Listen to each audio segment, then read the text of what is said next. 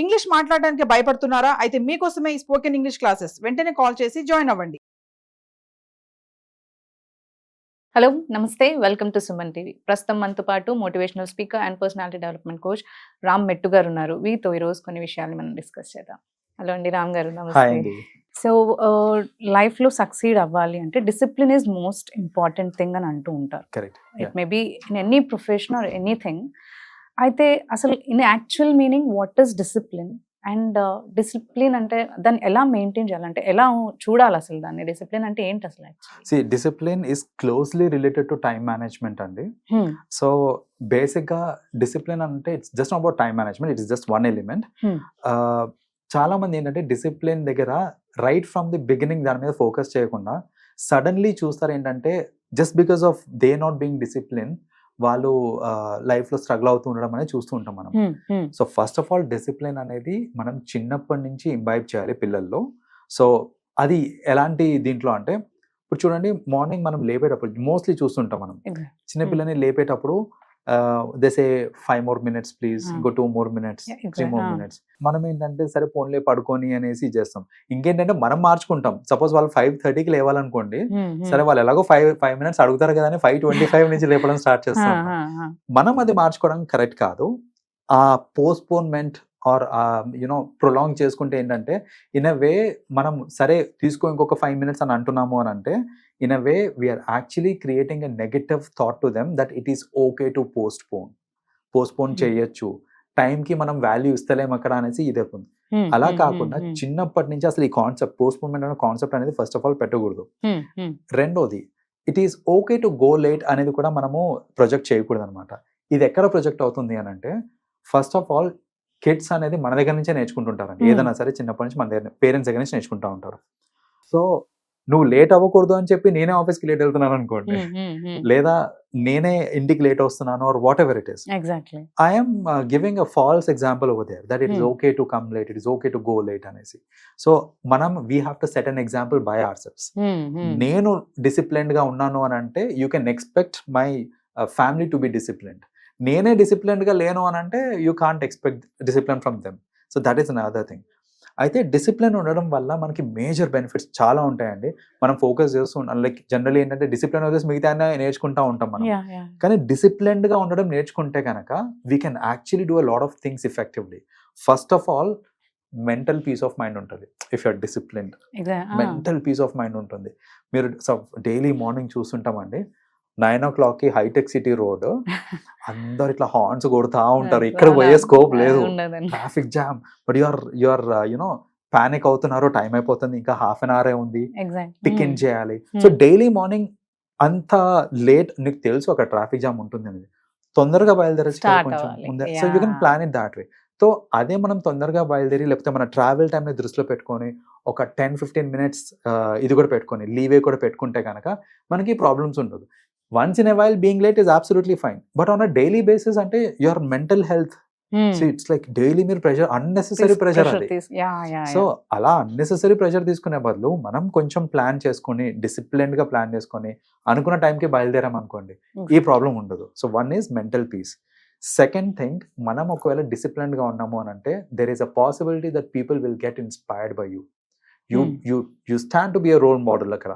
So ఆ role model లాగా ఉండాలి, పక్కన వాళ్ళని మనం ఇన్స్పైర్ చేయాలి, లేదా you want to be different from others, elevated, be in a work place ఎక్కడైనా సరే. చాలా మంది అనుకుంటారు ఎవరు చూడట్లే మనల్ని అనేసి, కానీ అందరూ అబ్జర్వ్ చేస్తూ ఉంటారు మనల్ని. సో మీరు కనుక ఖచ్చితంగా వర్క్ ప్లేస్కి డైలీ బేసిస్ మీద ఆన్ టైం వస్తున్నారు అని అంటే that's going to be a stand point for you అనమాట. అంటే అది అప్రిషియేషన్కి కానీ ప్రమోషన్కి కానివ్వండి, దేనికైనా సరే అది అవుతుంది. మూడోది మన ఎఫిషియన్సీ ఇన్ వర్క్ పెరుగుతుంది. అది స్టూడెంట్స్ లో కానివ్వండి, parents I mean like working employees తో కానివ్వండి, ఎక్కడైనా సరే మనం ఏంటంటే ఎఫిషియన్సీ ఇంక్రీజ్ చేసుకోవాలి అని అంటే punctuality is also very, discipline is also very important. So నేను డిసిప్లిన్ గా ఉన్నాను అనుకోండి, I have a calm mind, peace of mind ఉంటుంది. పీస్ ఆఫ్ మైండ్ తోటి నేను ఏదైనా చేశానంటే దాని అవుట్పుట్ బెటర్ గా వస్తుంది. క్వాలిటీ బాగుంటుంది, అవుట్పుట్ అనేది బాగుంటుంది. అది చదవడంలో కానివ్వండి, ఏదైనా పని చేయడంలో కానివ్వండి. అదే నేను హడావిడిగా చేస్తున్నాను అని అంటే obviously I may end up taking more time and నా అవుట్పుట్ కూడా up to mark. So output కూడా ఎన్హాన్స్ అవుతుంది. ఇవన్నీ అడ్వాంటేజెస్ ఉన్నాయి కాబట్టి పేరెంట్స్ ఏంటంటే ఇప్పటి నుంచి already if you're grown up you can still do some practices by yourself. కానీ చిల్డ్రన్ కి డిసిప్లిన్ అంటే మనం ఎఫర్ట్స్ పెడితేనే వాళ్ళు డిసిప్లిన్ గా ఉంటారు. అండ్ డిసిప్లిన్ గా ఉండడం అంటే స్ట్రిక్ట్ గా ఉండడం కాదండి. నవడేస్ అదే అంటున్నాను నేను. ఇప్పుడు వాళ్ళని రోజు అదే టైంకి లేపి సండే కూడా అదే టైంకి లేపేసరికి వాళ్ళు ప్రెషరైజ్డ్ ఫీల్ అవుతారు. లైక్ ఏదన్నా వాళ్ళకి ఇష్టమైన ప్రోగ్రామ్ ఒక సండే ఆర్ సాటర్డే రేపు హాలిడేనే కదా మమ్మీ చూసుకుంటాం అంటే, లేదు you have to sleep at this time only అంటే అందరు చూస్తున్నారు నన్ను చూడట్లేదు అనే అదికి వెళ్ళిపోతున్నారు. Exactly. So how right it is like every time అలా ఉండడం అనేది. సో చిన్న చిన్న లీవేజ్ ఇవ్వచ్చండి. అంటే it's a rule that Monday to Saturday you have to wake up on time. If you do that Sunday నేను నీకు కొంచెం లేట్ గా లేవడానికి ఛాన్స్ ఇస్తాను. So it's a kind of perk that you're giving. So అలాంటి perks ఇచ్చుకుంటూ చేయొచ్చు. అంటే సండే కూడా లేస్ చేసేది ఏం లేదు అక్కడ. సో సండే ప్రెషరైజ్ చేయాల్సిన అవసరం లేదు. మరీ అంత మొండిగా స్ట్రిక్ట్ గా ఉండాల్సిన పని లేదు. ఎక్కడైతే మనము కొంచెం స్కోప్ ఉంది that we can be lenient అంటే you can be lenient to an extent again. So మరీ స్ట్రిక్ట్ గా ఉండకుండా ఆ కరెక్ట్ బ్యాలెన్స్డ్ వేలో ఉంటే కనుక ఆ డిసిప్లిన్ అనేది కూడా కరెక్ట్ ప్లేస్ లో ఉంటుంది and they will become very successful అండి. ఓకే. సో ఎలా అలవాటు చేయొచ్చు అంటారు కిడ్స్ కి? డిసిప్లిన్ అలవాటు చేయడానికి మోస్ట్ ఇంపార్టెంట్ ఏంటంటే they can put them to sports also.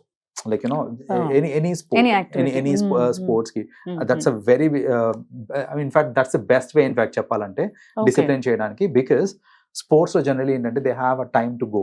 Like ఈ టైం కి నువ్వు ఖచ్చితంగా రావాలి ఇక్కడికి. సో ఆ టైం కి ఖచ్చితంగా వాళ్ళు రీచ్ అవుతారు. వాళ్ళకి ఒక 1 or 2 hours ట్రైనింగ్ ఏదో ఉంటుంది. ఈ 1-2 hours లో రిగరస్ ఫిజికల్ ట్రైనింగ్ అవుతూ ఉంటుంది. ఇన్ అవే చెప్పాలి అంటే ఇక్కడ ట్రైన్ అయ్యేటప్పుడు ఏంటంటే discipline is very important. Suppose take cricket, the number of white balls that you are coming up with. Ekku whites cheste you are not taken anymore. So వాళ్ళు ఏంటంటే they'll try to discipline themselves that to this terms a ball చేయాలి అనేసి.